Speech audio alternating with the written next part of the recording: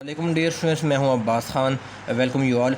Dear student, आज की video में ये हमारा एग्रीकल्चर एमसीक्यूज़ है। उसके हम मज़ीद जो है ना वो 50 एमसीक्यूज़ जो है ना वो हम जो पार्ट 6 है उसमें हम जो है ना वो डिस्कस करेंगे। ठीक हो गया। और इसके अलावा मैं आपको बता दूं कि जो लोग नए हैं, ठीक है, इस वीडियो को देख रहे हैं, तो मैंने ZTBL जो है ना OG3 के ऊपर मैंने एक अलग जो है ना एक प्ले लिस्ट जो है ना वो क्रिएट की है। ठीक है, प्ले लिस्ट वो आपको वीडियो की डिस्क्रिप्शन और कमेंट बॉक्स में जो है ना उसका लिंक मिल जाएगा। तो उसके ऊपर जितनी भी मैं ZTBL OG3 पोस्ट के ऊपर मैं जितनी भी वीडियो बनाऊंगा वो सब इस प्लेलिस्ट में आपको क्या होगी, वो इकट्ठे जो है ना आपको मिल जाएगी। ठीक हो गया। और इसके अलावा एक हो गया, ये तो हो गया पहला प्लेलिस्ट हो गया क्या ZTBL से। दूसरा क्या कि मैंने जो एग्रीकल्चर के ऊपर, ठीक है, ये एग्रीकल्चर के ऊपर मैं जितने भी मैंने वीडियो बनाए हैं, ये इसका 6वां वीडियो है। ठीक है, 6वां वीडियो है। तो इसके ऊपर मैंने वो प्लेलिस्ट बनाई है। ठीक है, तो वीडियो के डिस्क्रिप्शन में जाएगा तो उसका प्लेलिस्ट जो है ना वो मिल जाएगा। ठीक है, तो उसमें जितने भी मैंने एग्रीकल्चर से रिलेटेड एमसीक्यू बनाए हैं वो सारे आपको इस प्लेलिस्ट में क्या होगा वो मिल जाएंगे। ठीक है, तो चलिए हम जो है ना वो स्टार्ट करते हैं। वीडियो को आखिर तक देखिएगा।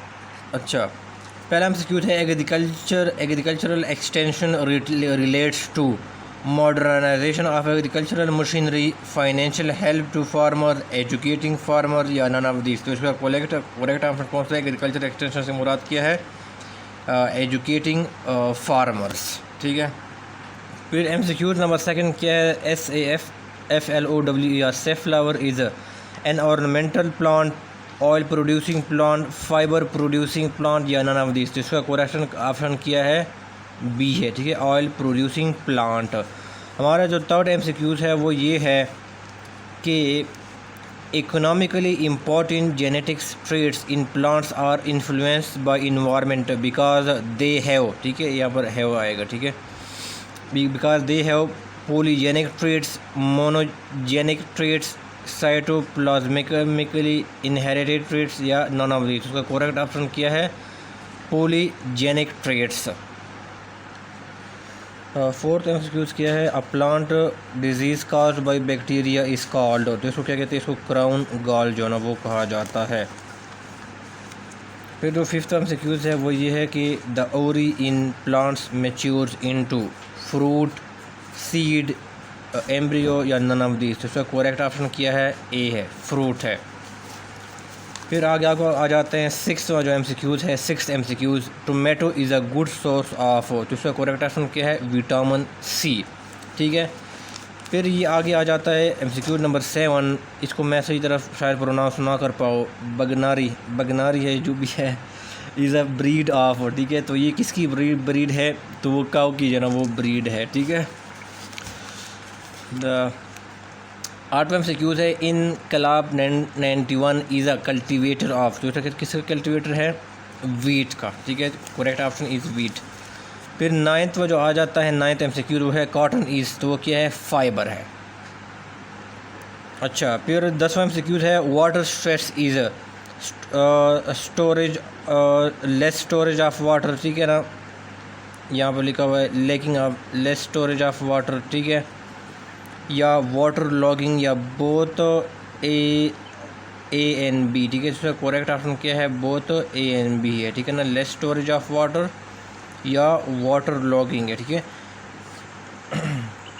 फिर 11वां है नीली इज़ अ ब्रीड ऑफ। तो इसका क्या है? Buffalo, BUFFALO। ठीक है, नीली is a breed of buffalo.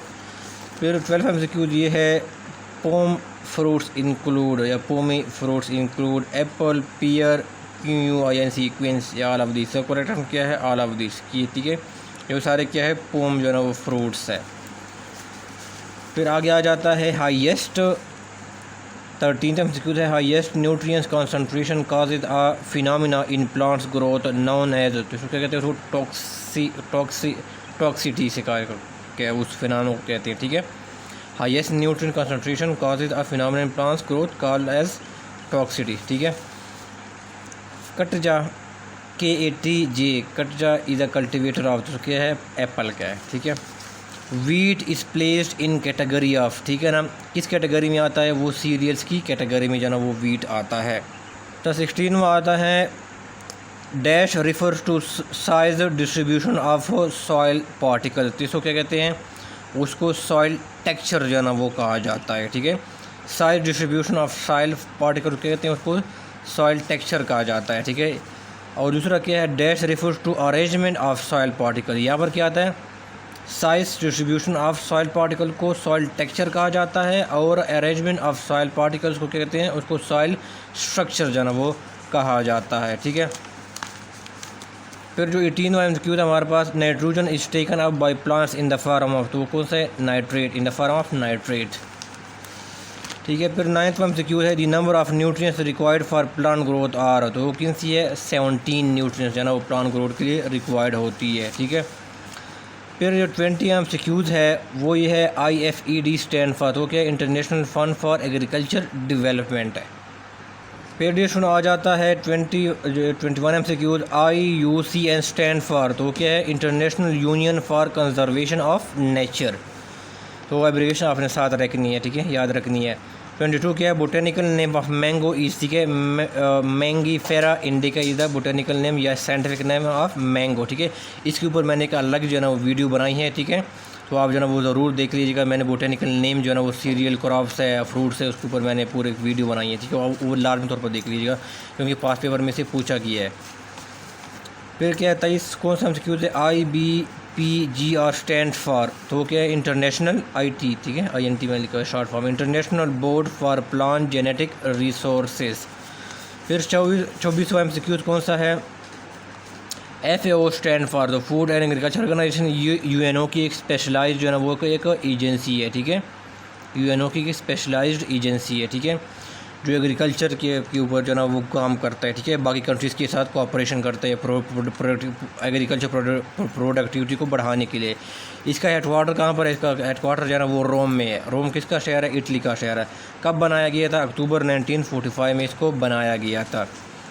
फिर 25 एमसीक्यूज़ है, crops produce in hilly areas are लो इन, इसका करेक्ट ऑप्शन क्या है, आयोडीन, ठीक है।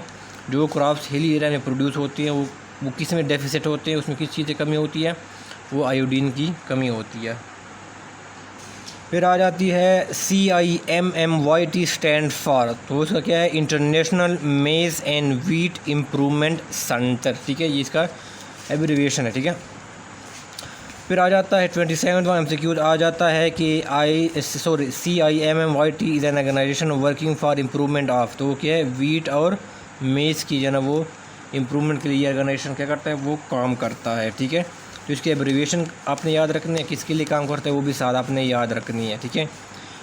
Inbred lines are developed through selection and in breeding in self pollinated crops, cross pollinated crops, asexually propagated crops या none of this. तो correct option क्या है, B है, क्रॉस पॉलिनेटेड क्रॉप्स।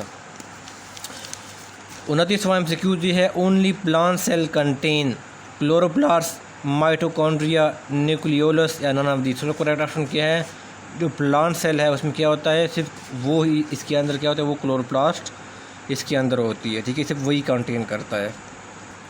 फिर आगे आ जाता है 30 एमसीक्यू है, cropping pattern in which second crop is started amid the first crop before it has been harvested is called relay cropping, multiple cropping, double cropping या नॉन ऑफ दिस। इसका correct option क्या है, relay cropping. अच्छा dear students, क्योंकि मैं जो है ना वो एग्रीकल्चर का स्टूडेंट नहीं हूँ, ठीक है, मैंने एग्रीकल्चर नहीं पढ़ी है, ठीक है, तो मैं इसकी जो है ना वो explanation I am sorry for that कि मैं नहीं कर सकता। अगर मैं फाइनेंस हो, अकाउंटिंग हो, तो मैं शायद वहाँ पर इस तरह ना पढ़वाऊँ, बाकी मैं पूरा एक्सप्लेनेशन आपको लोग करवाऊँगा। लेकिन मैं चूँकि मैनेजमेंट साइंसेस का स्टूडेंट हूँ, मैं एग्रीकल्चर का स्टूडेंट नहीं हूँ, तो I am sorry for that कि मैं टेक्निकल चीज़ों की मैं आपको सही जना समझा नहीं कर पा रहा, ठीक है। 31वां क्या है, flax is ornamental plant, oil producing plant, fibre producing plant या नॉन ऑफ दिस। तो उसका करेक्ट ऑप्शन क्या है, फाइबर प्रोड्यूसिंग प्लांट। फिर जो 32वां एमसीक्यू है, plants having flowers of only one sex are dioecious, monoecious या मोनोगेमी या नॉन ऑफ दिस, ठीक है। तो इसका करेक्ट ऑप्शन क्या है, ये है, ठीक है, मोनोएशियस, ठीक है, इसका करेक्ट ऑप्शन B है। फिर दूसरा आ जाता है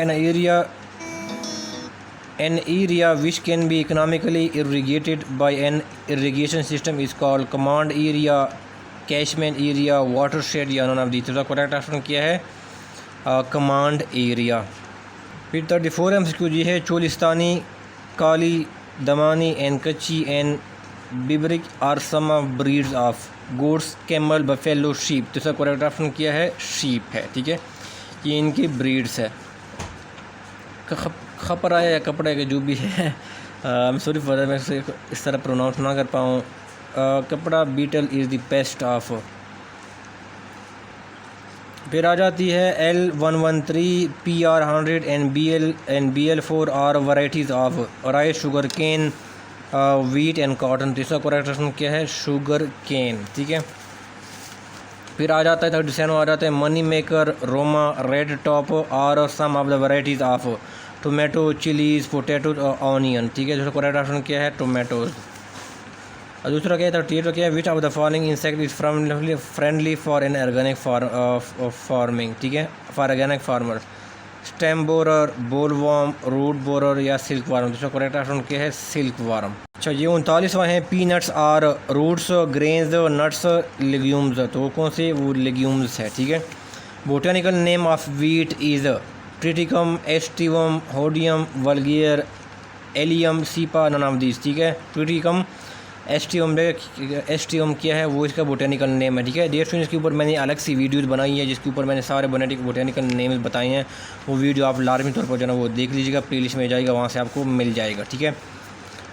floriculture refers to cultivation of flowers for commercial purposes, ठीक है। Floriculture refers to cultivation of flowers for commercial purposes. ये क्वेश्चन अक्सर जो है ना ये पूछे जाते हैं, ठीक है। मोनोकल्चर रिफर्स टू, दूसरा क्या है? Large scale cultivation of any single plant species, उसको कहते हैं, उसको मोनोकल्चर कहा जाता है, ठीक है।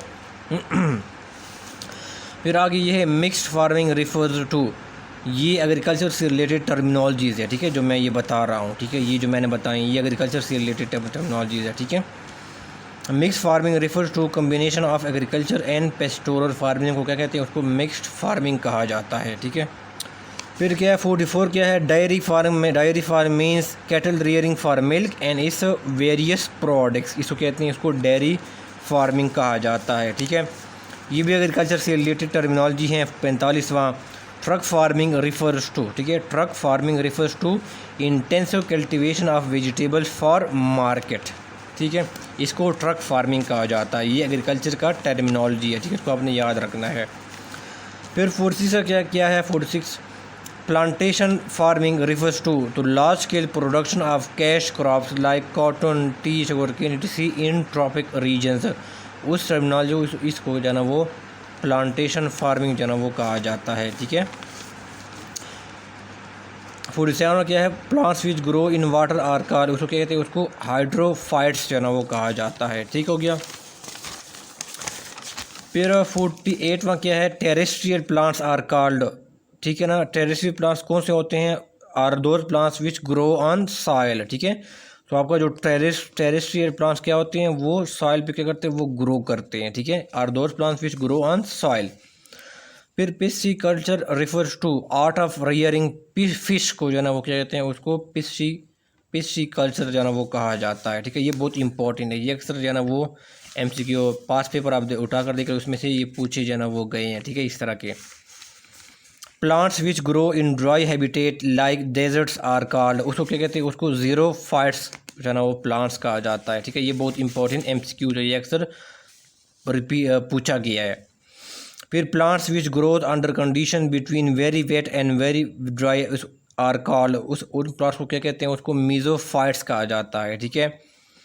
यहाँ पर इस एग्जांपल कुछ दी है, क्रॉप्स लाइक बीन्स हो गया, टोमेटोज़ हो गया, पीज़ हो गया, वो क्या होता है? वो इस कैटेगरी से जो है ना या मीज़ोफाइट की कैटेगरी से बिलोंग करते हैं, ठीक है, जो कि वेरी वेट और वेरी ड्राई कंडीशन में क्या करते हैं? ये ग्रो करते हैं। आज की वीडियो में हमने 25 MCQ जो है ना वो उसको कवर कर लिए हैं, ठीक है। अगर आपको वीडियो अच्छी लगी तो उसको लाइक कीजिएगा, और जिन दोस्तों ने ZTBL में जो और3 पोस्ट के लिए अप्लाई किया हुआ है तो इस वीडियोस के साथ उनके साथ शेयर कीजिएगा, ताकि वो इस कंटेंट से भी जो है ना वो फ़ायदा जो है ना वो उठा सके, ठीक है। देखो कोई क्वेश्चन है तो क्वेरी है तो कमेंट बॉक्स में जो है ना वो लिख सकते हैं, और दुआ में जो है ना वो याद रखेंगे, इस सिलसिले को हम जो है ना वो कंटिन्यू रखेंगे। और अल्लाह हाफ़िज़।